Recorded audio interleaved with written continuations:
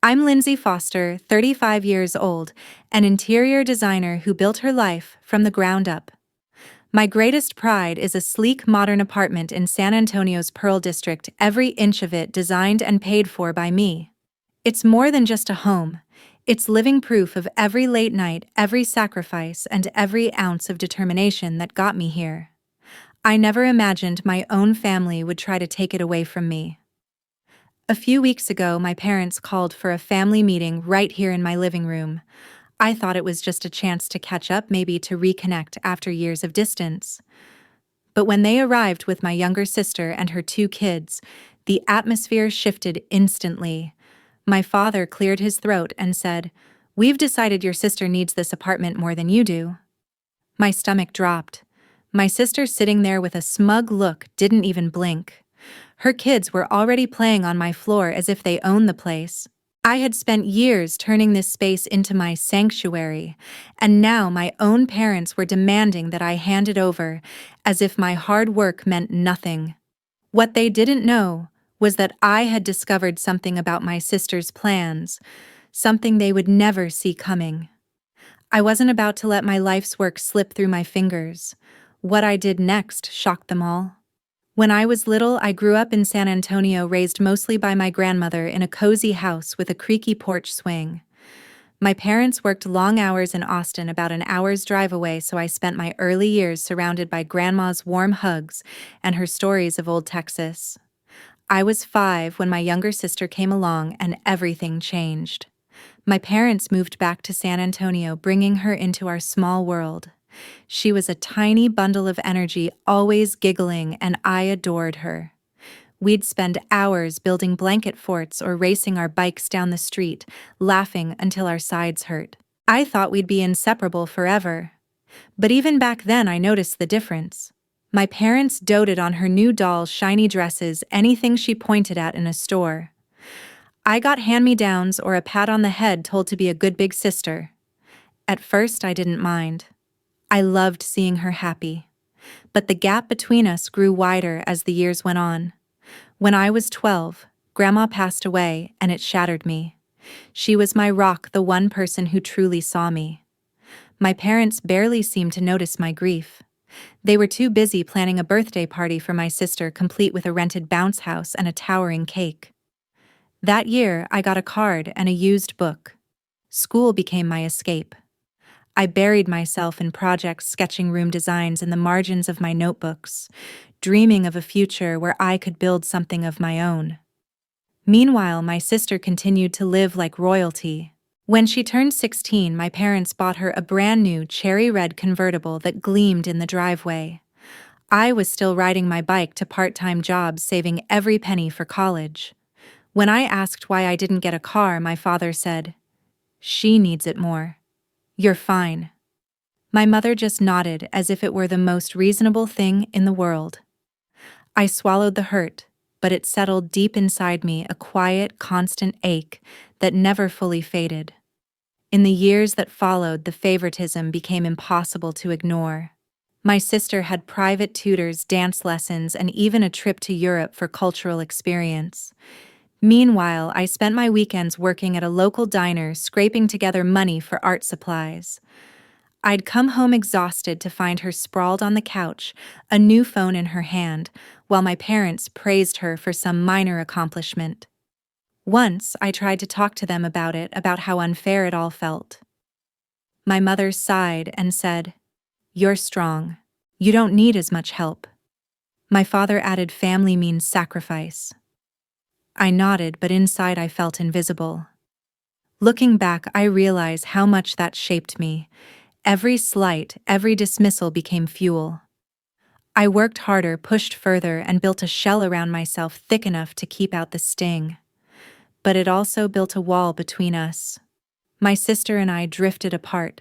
The bond we'd once shared was buried beneath years of quiet resentment.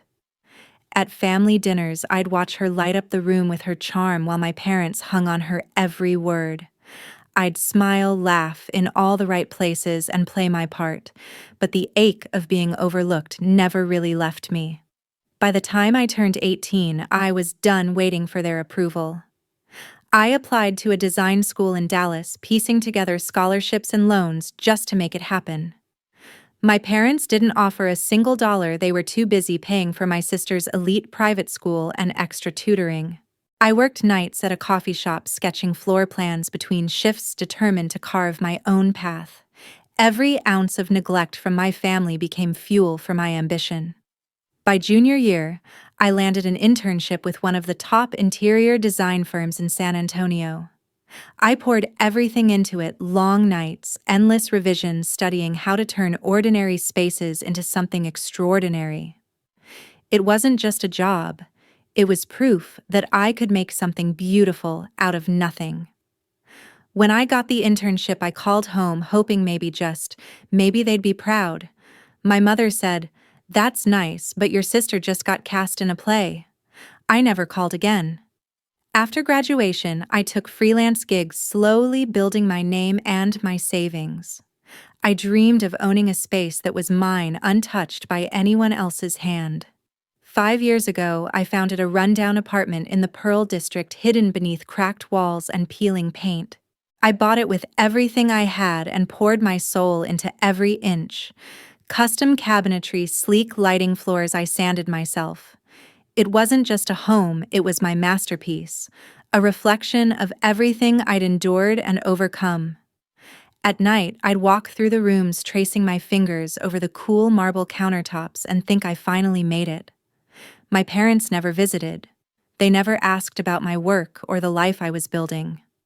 I told myself it didn't matter, but deep down, I wished they'd see what I had accomplished.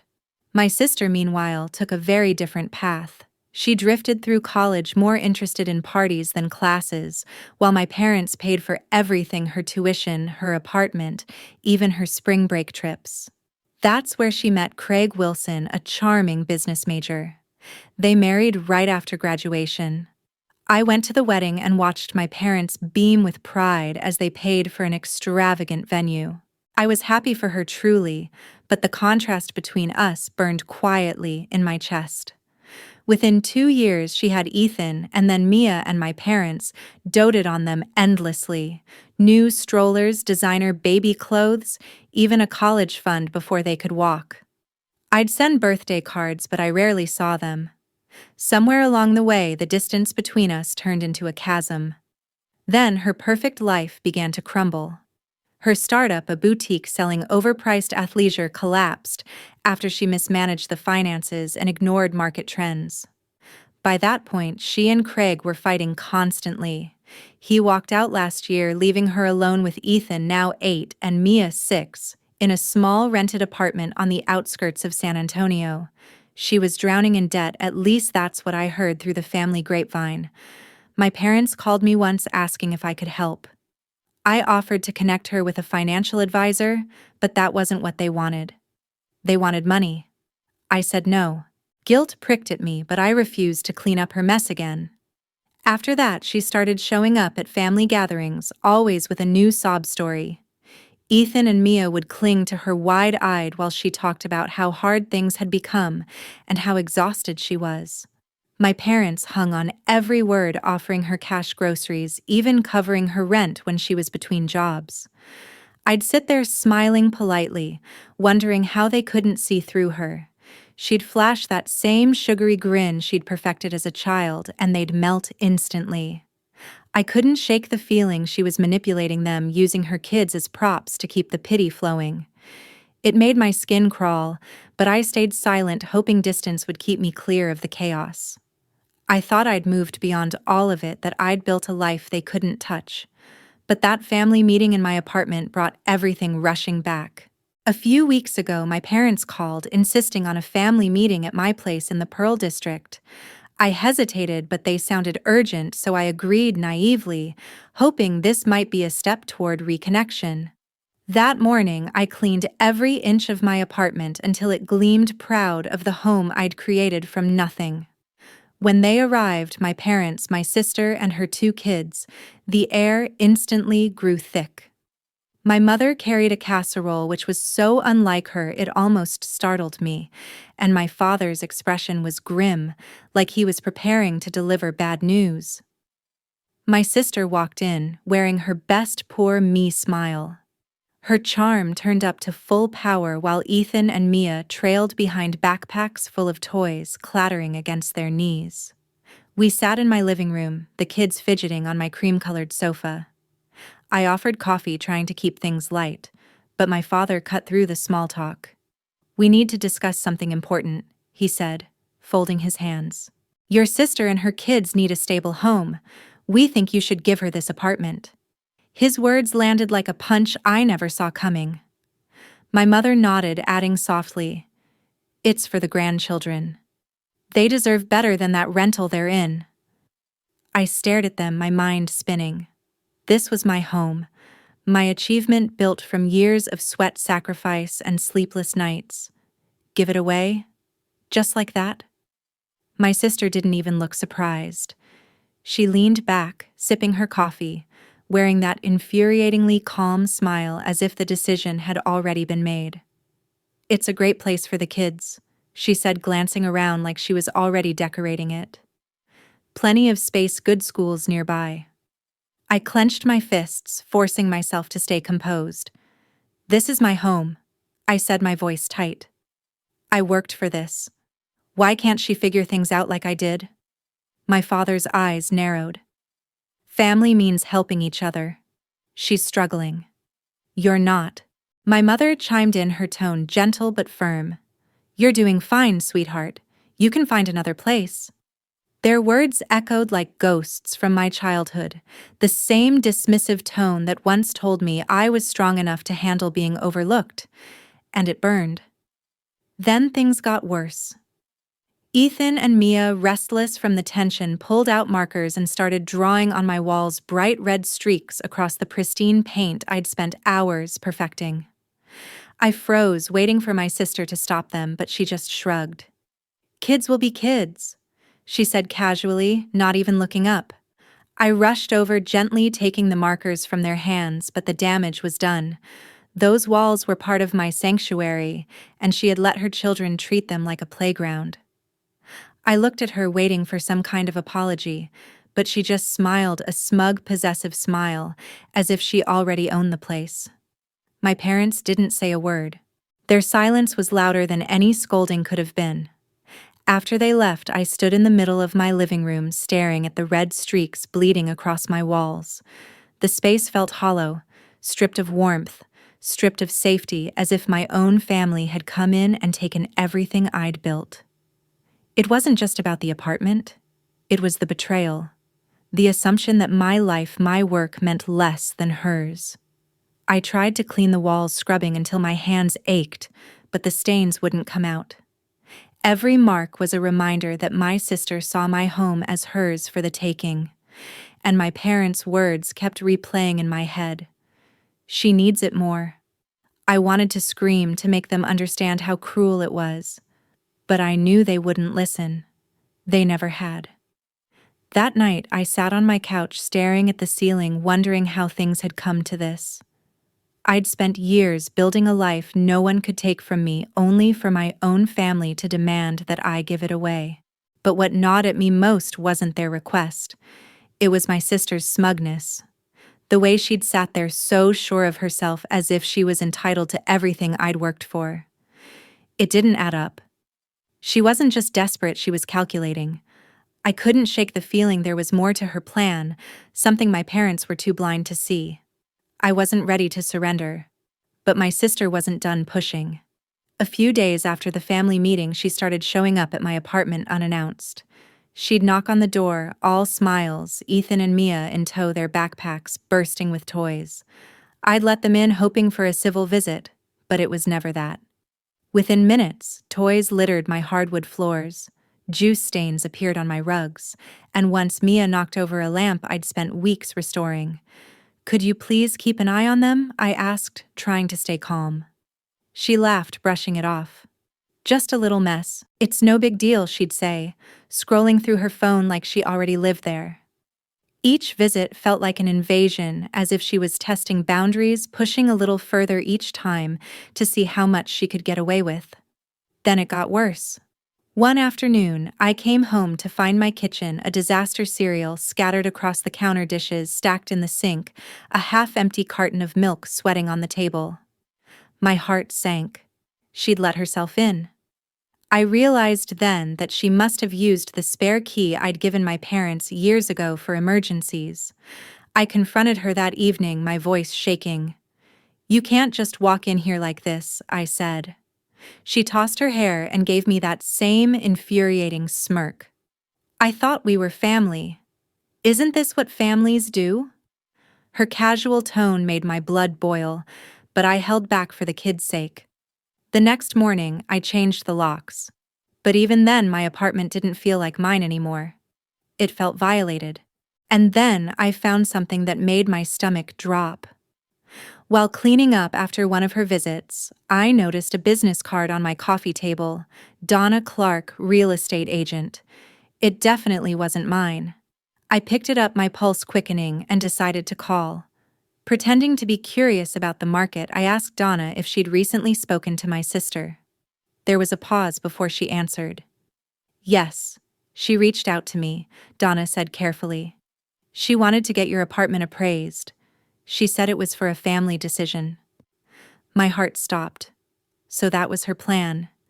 This wasn't about giving her kids a better home. She wanted to sell my apartment, probably to pay off her debts. I hung up, my hands trembling. The realization hit me like ice: my sister had been playing all of us from the start. I needed the truth, and there was only one person I could trust to give it to me: my Aunt Martha Hughes. Martha was my mother's older sister, sharp-tongued, practical, and completely immune to my sister's manipulations. We met at a quiet cafe near the Pearl District, and I told her everything: the family meeting, the wall scribbles, the real estate agent, all of it. Martha listened without interrupting, stirring her coffee slowly. When I finished, she exhaled and said, "That sounds exactly like her." Then she looked me straight in the eye and added, "You should know something." Her words came like a punch. "Years ago, when your grandmother passed, she left a small inheritance, around $30,000. It was meant to be split between you and your sister. But your sister convinced your parents you didn't need it. Said you were independent, that you'd be fine. They gave her the entire amount." She paused, watching my face. "She blew it on a car and a trip to Vegas." I sat there stunned. The betrayal cut deeper than I expected, not because of the money, but because it proved what I had always suspected. She'd been undermining me for years, and my parents had let her. I left that cafe with one thought blazing in my mind: I needed proof and a plan. Kevin Ross, a colleague who specialized in property law, agreed to help. I told him everything: the appraisal, my aunt's revelation, all of it, and he started digging into my sister's finances. It didn't take long to confirm the rumors she was drowning in debt from her failed boutique and a stack of unpaid credit cards. Kevin flipped through the paperwork, his expression grim. "She's desperate," he said, handing me the report. "People like that will do anything." I thanked him, my thoughts spinning. My sister wasn't just entitled. She was scheming, manipulating our parents with that same fake innocence she'd always used. I considered confronting her, but I knew how it would go. She'd twist the story, play the victim, and somehow my parents would end up comforting her. Just like they did with the inheritance. I felt trapped, cornered in my own home by the people I'd spent years trying to earn love from. But I wasn't helpless. I'd built too much, fought too hard to let her tear it all down. It was time to fight back. Enough was enough. I wasn't going to let my sister's schemes undo everything I'd worked for. The next morning, I called Kevin again. We met in his office, a quiet space lined with legal books and framed degrees. I laid out my plan: protect my apartment at all costs. Kevin listened carefully, then nodded. "Transfer it into a family trust," he said. "That way, it's legally protected. She can't touch it, no matter what she tries." I hesitated. A trust sounded complicated, almost extreme. But Kevin assured me it was airtight. He brought in Virginia Lane, a sharp, methodical attorney he trusted to handle the paperwork. Together, we set up the trust, naming Kevin, Virginia, and me as co-trustees. When it was done, I felt something I hadn't felt in weeks: peace. My apartment, my sanctuary, was now untouchable. No one could take it from me, not even her. With that secured, I knew the next step had to be direct. I needed to face them. I invited my parents, Thomas and Carol, and my sister to dinner at a quiet restaurant in the Pearl District. A neutral ground, calm and controlled. The night before, I couldn't sleep. I went over every word I planned to say, my anger simmering beneath a strange calm. I wasn't just fighting for my home anymore. I was fighting for myself for every year I'd been dismissed and overlooked. When the day came, I arrived early, clutching Kevin's report and the trust documents in my bag. My parents walked in first, looking cautious, followed by my sister wearing that familiar, confident smirk. The kids weren't with her. She'd left them with a sitter. That alone told me she knew this wasn't a friendly gathering. We ordered drinks, exchanged the usual small talk, but it didn't last. The air grew heavy. I straightened my shoulders and spoke. "I know what you've been doing," I said, meeting my sister's eyes. "You contacted Donna Clark to appraise my apartment, planning to sell it behind my back." Her face froze. The smirk vanished. My parents looked at each other, confused. "That's not true," she stammered, but I didn't give her the chance to lie. I slid Kevin's report across the table. "You're in debt," I said flatly. "You thought you could take my home to fix your mess." My father's jaw tightened. "What's this about?" he demanded. I turned to him, steady and cold. "She's been manipulating you the same way she did with Grandma's inheritance." Their eyes widened. I told them what Aunt Martha had revealed, how my sister had convinced them years ago to give her my share of the money when I was 12. My mother's hand trembled around her glass, but she said nothing. My sister's voice cracked as she tried to regain control. "You're twisting everything I needed help." I didn't flinch. "You've been using your kids and your pity stories to get what you want."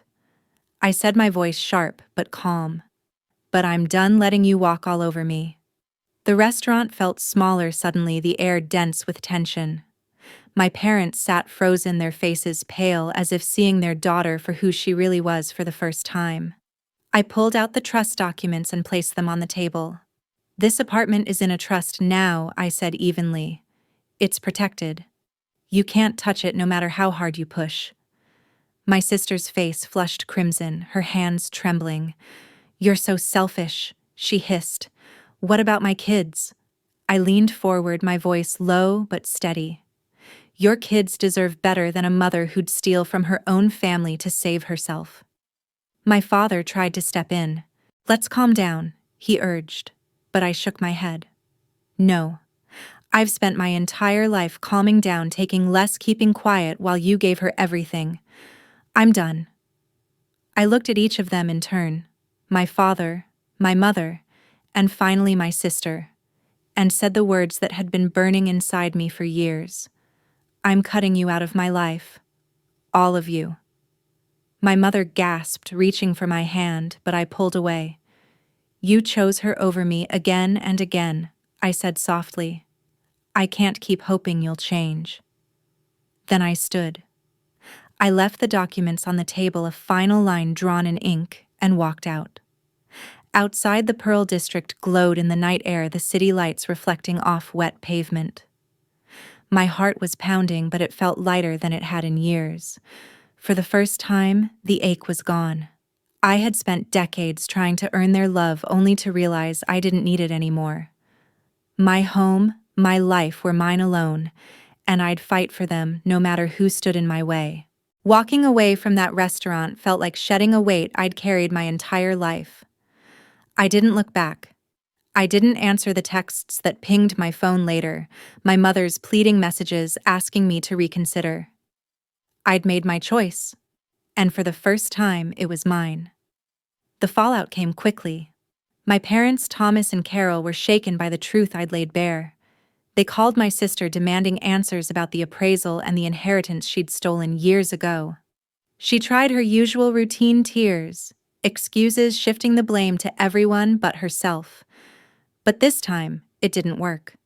Aunt Martha had already warned them about her manipulations, and Kevin's report left no room for denial. The evidence was clear. They cut her off no more rent payments, no more bailouts, no more rescues. My sister was on her own, forced to face the debts she'd built without the safety net she'd always taken for granted. Through Martha, I heard that she was struggling to keep up. She'd taken a job as a retail manager, working long hours just to stay afloat. The weight of her debt followed her everywhere. Ethan and Mia were now enrolled in public school, no longer propped up by my parents' endless generosity. She sent me a letter once, a half-hearted apology tangled with complaints about how unfair life was. I didn't respond. Her words felt hollow, another attempt to pull me back into her chaos. I'd spent too many years cleaning up her messes, not in my home but in my heart. Her entitlement, her manipulation, her endless need. I was done. My parents tried reaching out too, leaving voicemails filled with talk about family unity and forgiveness. I deleted them without listening to the end.